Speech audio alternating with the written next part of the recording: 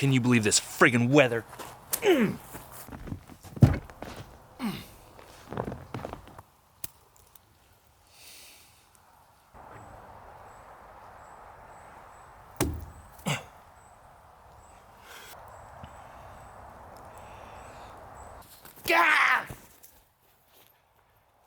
Stupid friggin' snow. Ever since I was a kid, all I wanted to be was an explorer. Sail the seven seas, find new worlds. But Uncle D, everything's already been found. What? Like everything? Well, yeah. Oh, man. Well, so much for that. But if I can't be an explorer, I can still be an adventurer. So I bought a motorhome and I'm hitting the open road. My name is Dustin Porter, and this is Destination Adventure.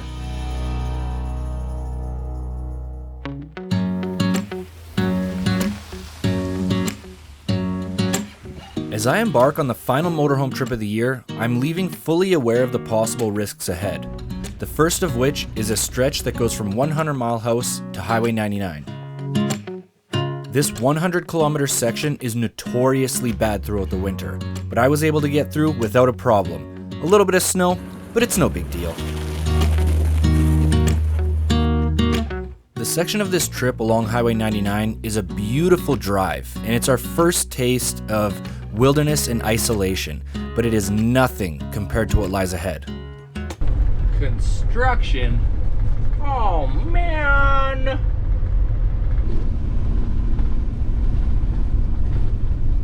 Take a look at this corner coming up. Might be my favorite corner of all time.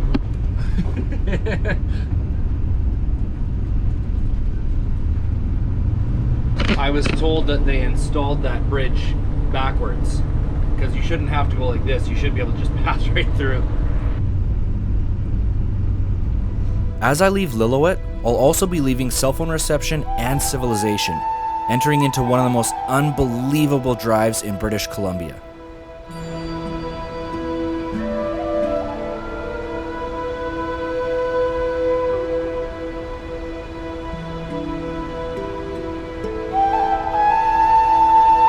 The final leg of my trip starts as a single-lane, windy, cliffside dirt road, which in a motorhome can have its challenges, but to me, that is what makes it so good.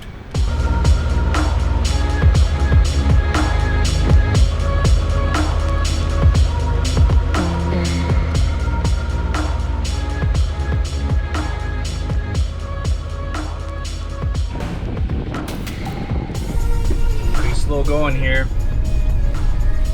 Lots of blind corners and single lane.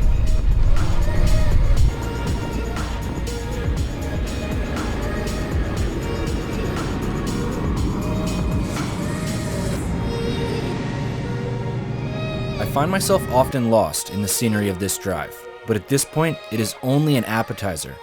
As you enter the valley at the bottom of the mountains, you're greeted by a beautiful blue river, which you'll follow all the way up through the mountains.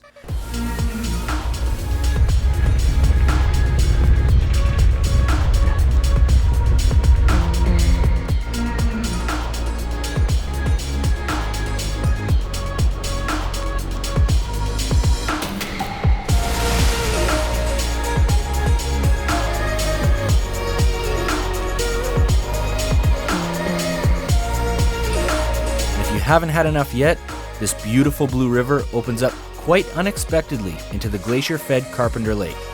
This is where today's adventure takes place.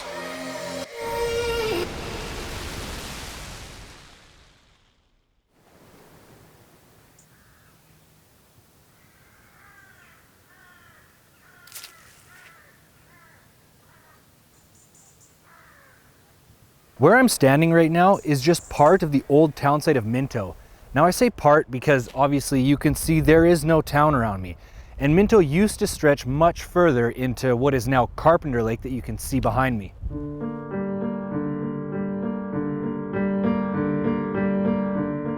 The story of Minto is a story with a hint of success, but mostly a story of hardship. The town started in 1930 with big aspirations and a population made up of gold prospectors. Several towns nearby had struck some of the richest gold ground in the entire world. For example, Braylorn in the Pioneer Mine, which was a massive contributor helping push British Columbia's economy through the Great Depression. But the mines surrounding Minto never found their gold. By 1936, the town was completely abandoned.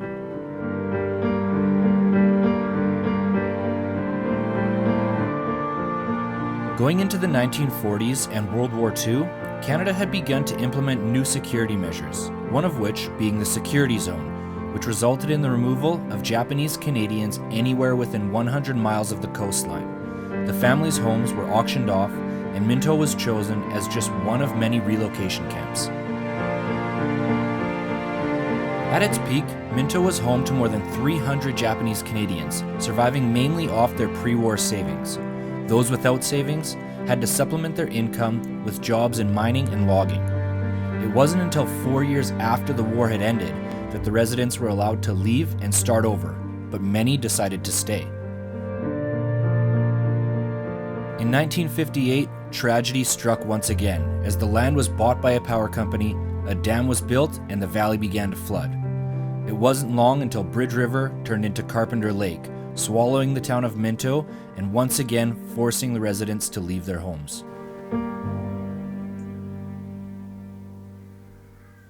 When I arrived in Minto, I had two goals in mind. First, I wanted to fly the drone and see if I could map out the city. Second, I wanted to do some hunting and see if I could find some old relics. I launched the drone and immediately something strange caught my eye. I had to check it out. You know, if I was just walking along and stumbled across this, I definitely know something's different here, but I would have never guessed it looks the way it does from the air.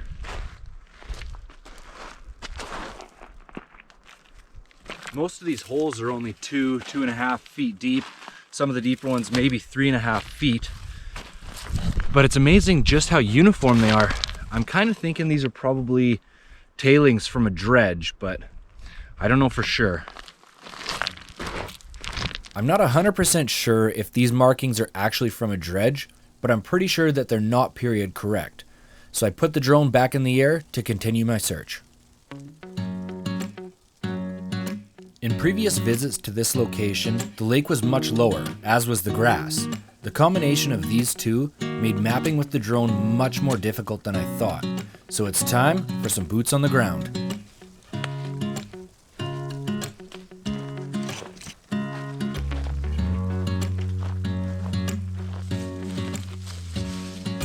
To be the most thorough, I'm going to separate the area into quadrants and make my way through each one individually. I decided to start at the edge of the mountain bottom and work my way across, and right away, I found much more than I expected. This is amazing. We've only just started looking and already found a huge, what is obviously a man-made structure here. It starts running this way towards the cliff, and then when it meets the cliff, it continues along for several hundred feet this way. Here's a better look at this wall here, and this is really cool because you can still see the rock actually stacked up and in remarkable condition. This section in this condition stretches along for about 50 feet right here. Even more incredible, take a look over here. It's almost completely buried, but this old rock work underground, and it leads up to what looks like a set of stairs. This is really cool. I'm not sure how much further it would have continued across. You can see that it's actually just been buried with some machinery. And we're actually starting to find some relics here too. Walking along the edge of the lake here, I wasn't finding much, and then I just stumbled across something incredible. Take a look at this.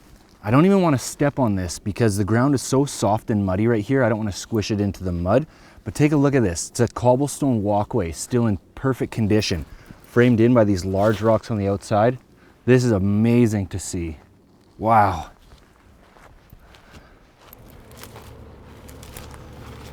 I was really excited to have the drone in the air because I thought it would help me really map this place out, but I'm able to see a lot more from the ground than I was from the air. One of which that we could see from the drone is this big thing right here, and this is actually just the flat deck from a pickup truck. I wanted to come over and check it out, but while I'm here I found something a lot more interesting. Come check this out. This isn't nearly as easy to distinguish as it was over there, but this is another section of that cobblestone walkway. And if I look directly down it like this, it lines up perfectly with the one that's over there. So I'd be willing to bet that that used to run all along this section. Of course, it wasn't like a beach walk or anything because the lake would have been way back there, but maybe this would have been more centralized in the town. A couple other things that lead me to believe that this might have been a little bit more centralized in the town. You can see this big chunk of concrete in behind me. There's chunks like that all over this area. And last time we visited here, we were searching mostly out in here, and we found quite a few concrete foundations from houses, all running side by side, still in really good shape. So I personally believe that this area right here might have been more centralized in the town. Well, you know what they say. As I finish my search in Sector 1 and continue into Sector 2, I finally get to take a closer look at something that has always caught my eye every time I visit Minto. I want you guys to really take a look at something here. Along to my left, this looks to be just piled up rocks with sticks poked in it, but those are actually planted trees. Of course, they're dead now because they keep getting submerged under lake water. But this stretches about 100 meters into the lake where it disappears underwater. So I'm not sure where it goes once it's underwater, but this is one of the things that caught my eye the most the very first time we visited here. And who knows, maybe this was actually the main drag going through town, and these were all beautiful, healthy trees back in the day. Keeping calm, winning ground. Let's build castles now. We'll make gold on our way up through them trees before we reach them. The signs of human intervention are abundant in every quadrant that I go through. Rocks stacked in perfect squares, flattened pads, and broken pottery, all signs of the old city, but none helped me draw the map like I hoped I could. Well, you know what they say. One thing that I find in every sector that really impresses me is what looks to be the remaining stones from the old gardens. When I visit Japan, I'm always really amazed by the beautiful flower gardens, and Minto was well known for this. Seeing the stones from these old gardens, to me, it's a sobering look into the lives of the old residents. It's even braver than the bravest. So let's go, start the race. We should be kings and queens every day. When the crowd is calling. I made another significant find when I was in Sector 3, but it didn't help me much until I got into Sector 7. But a couple more finds in 7 really helped me draw the line. As our search continues away from the mountainside where we started, I honestly hadn't expected to find much continuing this direction. Last time I was here, everything I found was over there, and I just did start finding some things. Found one small one here, and then right where you guys are, I found this, and this is part of an insulator from a power pole. There's 2 right where you guys are here. There's 1 more on top of the hill, and then 2 more just back here. So it's very possible I'm on the old path that the power line used to run. I'm in the internal quadrants in the trees. Look at this thing. I'm assuming this is part of a power pole, but I have no idea. If anybody knows what this is, let me know in the comments. I have no idea.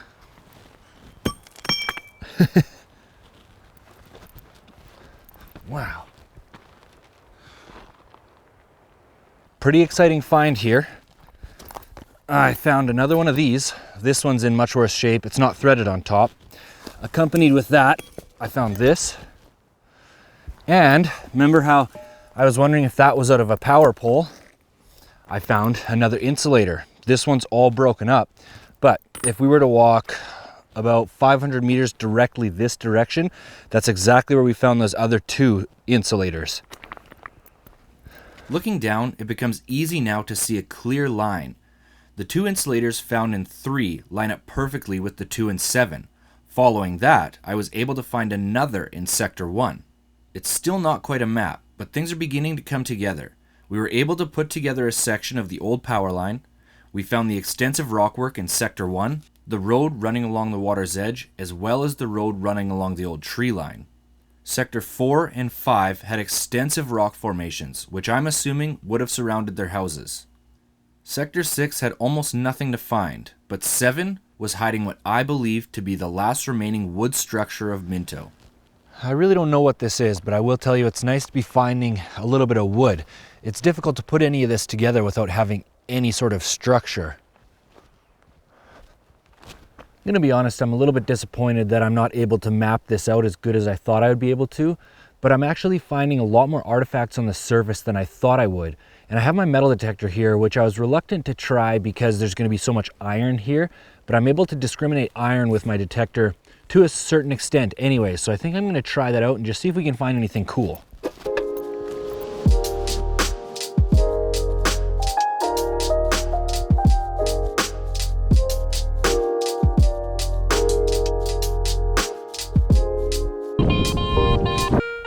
Oh yeah, hear that? Bag of gold right there.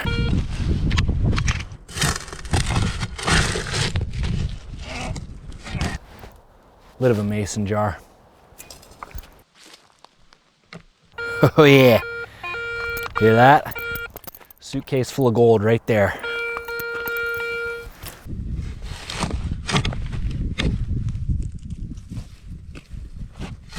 At first I had no idea what this is, and I still don't really know. I can tell you it's made out of copper, and I think it's maybe the top of a lantern? I could be wrong. If you have any idea or guesses, let me know in the comments section. Ooh yeah, hear that? Duffel bag full of gold right there, guarantee it. All right, it's not gold, but this is actually kind of cool. I think this is a bell from a bicycle, like those little ones like ring ring. I think that's what that is. It's kind of neat. Oh wow. Look at this right here. There's an L shape, 90 degrees on the corner here of these large rocks. Almost looks like a porch, like an entrance going into a house. And right beside it, it's a rubber sole, or like a rubber heel from a boot. That's pretty cool.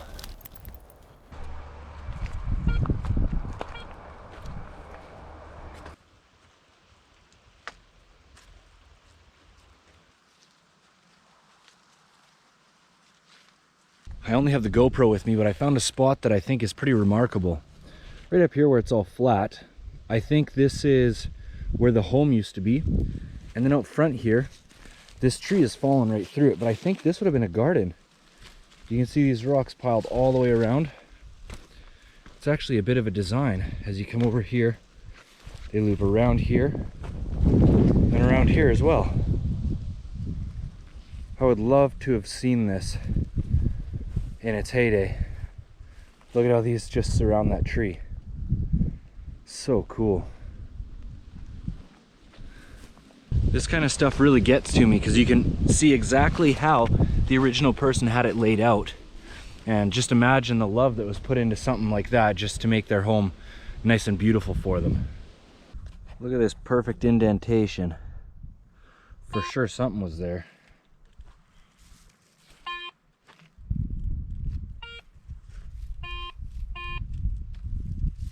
Lots of iron. I spent almost the entire day metal detecting, but it's nearly impossible to cover all of that ground in one day.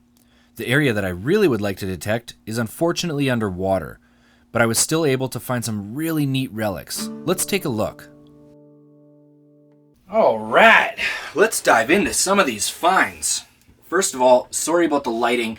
It's nighttime now, so obviously not ideal. I have flashlights set up all over the motorhome pointing towards me, so I hope it's good enough for you guys.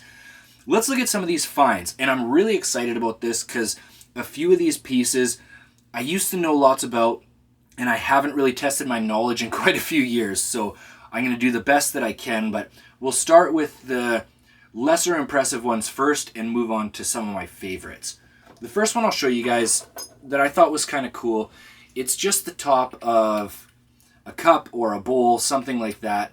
I like this one because it's purple, and I found two pieces and they fit perfectly together. Not something I would typically consider keeping, but I wanted to bring it back to the motorhome and just share that with you guys. So that's the first piece. After that, I found just this tiny little piece of blue. Now, this is way too thick to be a medicine bottle. Usually when it's blue, you're looking at a medicine bottle, but who knows? This could be far more recent, but just being colored, I brought it back to show you guys. Another one that you've already seen is this, what I think is a bell for a bicycle. Now, I could be completely wrong. Taking a closer look at this, it's rough all along the outside edge. So I'm not really sure why. I'd have to say it's definitely made out of copper. But that's still a pretty cool find. If you think you know what this is, please let me know down in the comments, because I'm not 100% sure. That's just my guess. After that one, I found a piece of possibly a jar. Now that I'm looking at it closer, I think maybe this could have been over top of a light fixture. But I don't know, because it's quite thick. You wouldn't assume that that would be around a light being that thick, because it would dim a lot of the light coming out of it. But I wanted to bring it back and show you guys because it has this really neat, almost Aztec design going along it. So I thought that was pretty cool. Figured I'd bring that back to show you. Now, in the video, you saw me doing some detecting at a big indentation in a bank. And I found a lot of iron there. But one thing that I found, it looks like iron, is this piece. Now, the metal detector didn't give me any iron signal at all, so this isn't a false reading. This is cast something. It's too heavy to be aluminum, so I'm not sure what it is, but it was special to me because this looks like a nameplate or a number that would have gone on the front of a door. So it really has a personal touch in my opinion, so I wanted to bring this back and share that with you guys. Another metal piece that I found, and the metal detector was telling me that this is silver. Now, I can't confirm that, but it was 100% telling me silver, so I'm assuming that it is. When I first saw it, I thought it was just a little piece of scrap, whatever, but taking a closer look, this is actually a lid to a little tin. And it's very common out metal detecting that you find little tins that used to carry matchsticks. Now, I've never seen one this long before. If you look at it really closely, you can see it has a ridge on this edge here, so it would have hinged here and latched there. So I don't know what this was, maybe a cigarette container? I'm not sure, but still a pretty neat find.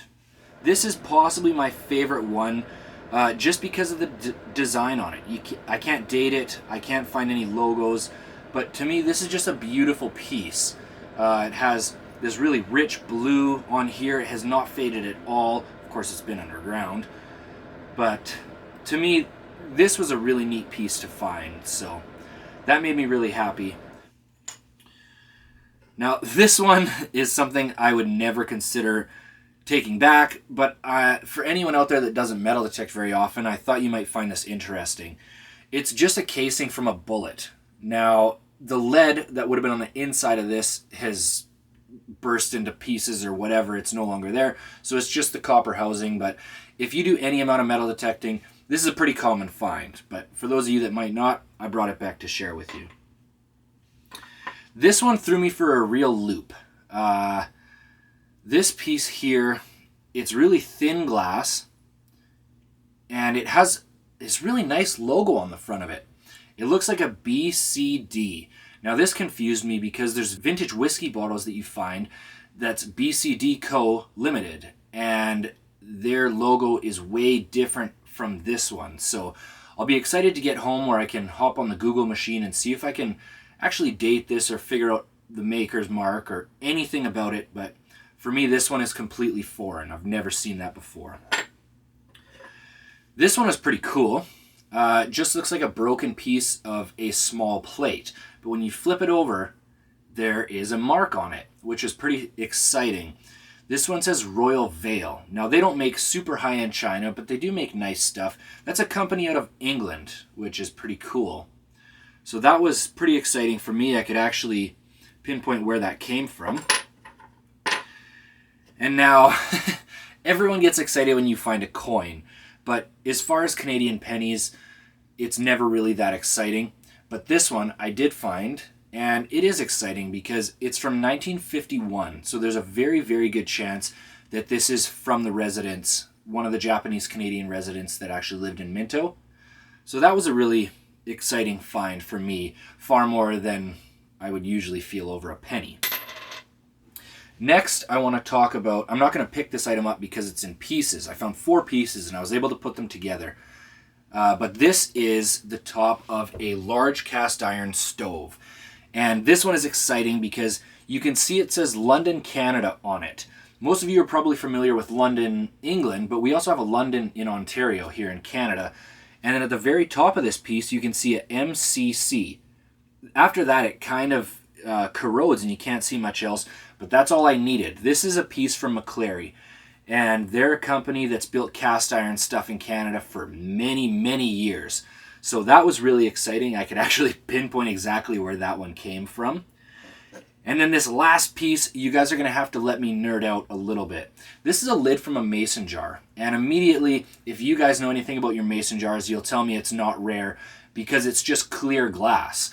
If you ever find one of these that's like a milky color, those are the rare ones, at least here in Canada. I've found one in my whole history of metal detecting. But it's still exciting to find a piece that's in perfect condition. And this one has so many markings on the front, it really tells us a lot. So the first thing I see, it says improved gem. So this is a gem piece. It's a Canadian company. Their glass was made by Dominion Glass here in Canada. You can also tell that because there's a little diamond with a D on here. That's called the Dominion Diamond. And then on either side of the diamond, there's a 4 and an 8. So that tells us it's made in 1948. On the bottom of this, it says made in Canada. So if you don't know the other logos, at least you can tell that it's made in Canada. And then the last thing on here that's really interesting is right below the Dominion D, there's a little dot. Now, it's just one dot. So that tells me that for Gem Company, it was made in either January, February, or March. April, May, June would have been 2 dots, so on and so forth, up to 4 dots from the year. And it's directly below the Dominion Diamond. So that tells me it is from, I believe, Redcliffe, Alberta. There's a bunch of different spots that this could have been on the glass. If I remember correctly, that's where I think this is from. But it's funny, this is probably the most common piece you find, but to me it's the most interesting because you can really pinpoint where exactly this came from and the date. So that was really cool for me. I hope you guys enjoyed this. This is something I've wanted to do for quite some time, and I'll probably go back and do it again because every other time I was there, the water was much lower, and you'd be amazed how much more we can see further into Carpenter Lake. So I'd love to go back out there when the water's low and do this all over again, to be honest. But if you did like it, please give it that thumbs up, hit subscribe. Most of all, thanks for watching.